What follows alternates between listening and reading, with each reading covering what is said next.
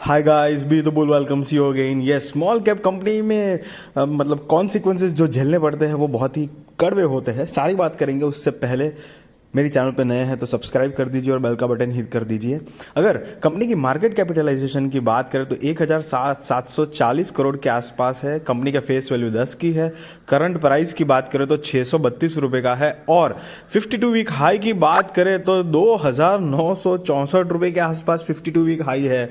और कंपनी की अगर हम बात करें तो पिछले करीब 5 दिनों के आसपास ही कंपनी के शेयर में एकदम मतलब क्रैशिंग स्मैकिंग जो भी बोले उतना कम पड़ेगा, उतनी भयंकर तरीके से गिरावट हुई है। आप देख सकते हैं 5 ही दिन में करीब 44% से भी ज़्यादा मतलब 45% के आसपास कंपनी का शेयर गिर चुका है। सिर्फ 5 ट्रेडिंग डेज में। सिर्फ ये बहुत बड़ी बात होती है। जो कोई भी स्पेशली वो होंगे जिन्होंने मतलब ऑल टाइम हाई के आजू बाजू इन्वेस्ट किया होगा या फिर थोड़ा मोटा 10-15% का जब करेक्शन आया होगा उस टाइम पे अगर इन्वेस्टमेंट की होगी, वो सारे के सारे एक तरह से ट्रैप जैसा ही हो चुके हैं। क्योंकि अब कंपनी का शेयर वापस रिकवरी कब लेगा, कितना लेगा, और वो अलग अलग जो लेवल्स है जो जहाँ पर रिटेल इन्वेस्टर्स हो या जो भी हो जिन्होंने इन्वेस्ट किया था स्टेप बाय स्टेप कि भाई हाँ ये गिरावट 10-15% की गिरावट हो चुकी है तो चलो अभी बाइंग करते हैं, तो वो मार्क वापस कब आएगा वो बहुत एकदम ट्रेजेडी लायक हो जाता है। और दूसरी एक पॉइंट है कि जो भी जिन्होंने भी इन्वेस्ट किया होगा, मानो कि ये कंपनी का शेयर जो शुरुआती टाइम पे अगर दिखा जाए तो करीब 40 रुपये के आसपास लॉन्च हुआ था, तब से लेकर लगातार बढ़ रहा था, तो 3000 को भी पार किया था ये कंपनी के शेयर ने प्राइस अपना। तो अगर मानो कि शुरुआत में 40 रुपए पे ही किसी ने इन्वेस्ट किया होगा और उन्होंने लंबी दूरी के लिए अगर सोचा होगा कि इसको मैं 10-15 साल तक रखूंगा, तो उनके लिए भी थोड़ी मतलब वही बात है कि सारा प्रॉफिट जो है ऑलमोस्ट 70-80% प्रॉफिट जो है वो तो एकदम जीरो, मतलब सॉरी 70-80% का प्रॉफिट जो है वो एकदम साफ हो चुका है। यार आप देख रहे हो 21 जनवरी 2022 से लेकर 15 फरवरी 2023 तक में करीब कंपनी का जो स्टॉक प्राइस है वो 79.71% तक गिर चुका है। मतलब करीब करीब 80% की जो प्रॉफिट जो था वो पूरा का पूरा जीरो, मतलब 80% का प्रॉफिट जो था वो पूरा साफ हो चुका है। तो यस डेफिनेटली कोई भी होगा उसको दुख तो होगा। इनफैक्ट ऐसे मौके पे वेरी जेन्युइनली बताऊं तो एक होता है ना जो सस्टेनेबल इन्वेस्टर्स जो होते हैं कि एक्चुअली में जो लॉन्ग टर्म दूरी के लिए सोचते हैं, उनको भी एक झलक तो पेन तो डेफिनेटली फील होता होगा कि यार काश मैंने थोड़ा प्रॉफिट में मतलब ज़्यादा प्रॉफिट लेके मैं निकला होता। क्योंकि उसके बाद भी आप देख सकते हो करीब 1400% का रिटर्न तो अभी भी कंपनी का शेयर दे ही रहा है। तो ये एक बहुत बड़े ड्रॉबैक होते हैं, क्योंकि स्मॉल कैप कंपनीज में अक्सर ऐसा होता है कि जब रिटर्न देती है ना तो छप्पर फाड़ रिटर्न दे ही देती है, और जब गिरती है तो उसका स्टॉक प्राइस ऐसे ही 50-60-70% गिर जाता है। अब इसका मतलब ये नहीं कि कंपनी खराब है, कंपनी का बिजनेस खराब हो चुका है।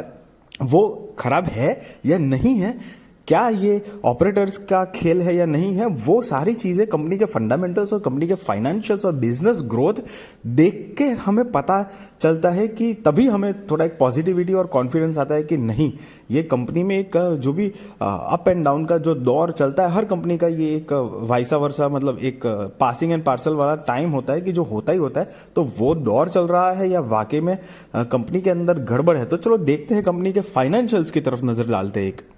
तो पहले कंपनी के सेल्स अगर देखेंगे तो मार्च 2013 में कंपनी के पास सिर्फ 2 करोड़ की सेल्स थी। जो ट्रेलिंग 12 मंथ्स TTM की सेल्स जो है वो 1840 करोड़ की कंपनी ने इस साल सेल्स की है, जो कि लास्ट ईयर 1800 करोड़ थी और मार्च 2021 में तो 191 करोड़ की थी।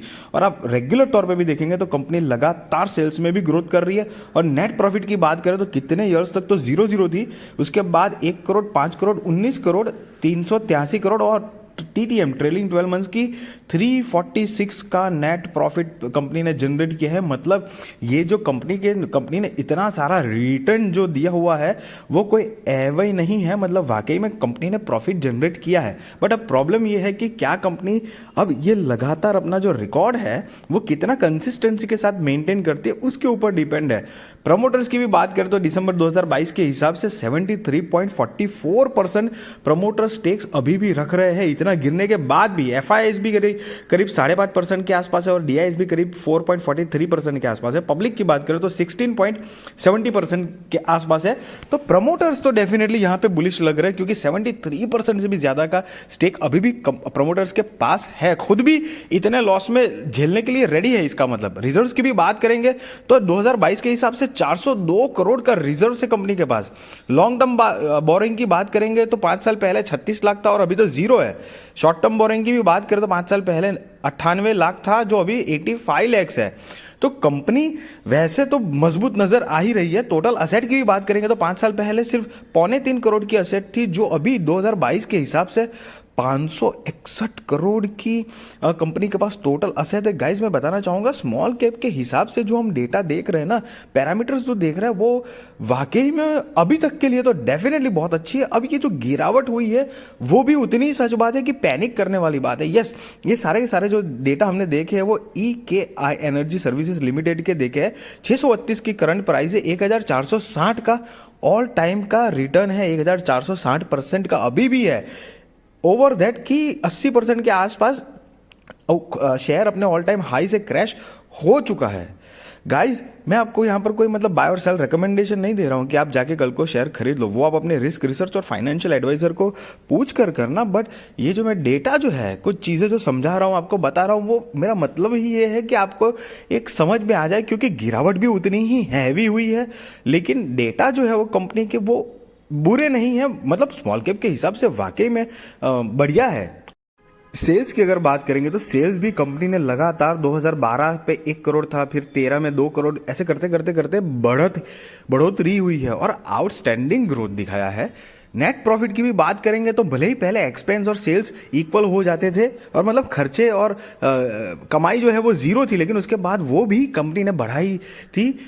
लॉन्ग टर्म और शॉर्ट टर्म बोरोइंग भी नहीं के बराबर है, रिजर्व्स इतने आउटस्टैंडिंग बढ़ रहे हैं, असेट भी बढ़ रही है, तो कंपनी प्रमोटर्स भी टिके हुए हैं। ऐसा नहीं है कि सिर्फ रिटेल इन्वेस्टर का लॉस हुआ है, प्रमोटर्स के खुद के भी, मतलब प्रमोटर्स जो भी है तो प्रमोटर्स तो अपने बारे में अच्छा ही सोचेंगे ना। तो ऐसा नहीं है कि इतनी गिरावट के पीछे जैसे प्रमोटर्स ने बहुत बड़ा माल बेच दिया हो, ऐसी तो बात नहीं है। तो वो भी एक बहुत पॉजिटिव साइन तो डेफिनेटली मानी जाएगी।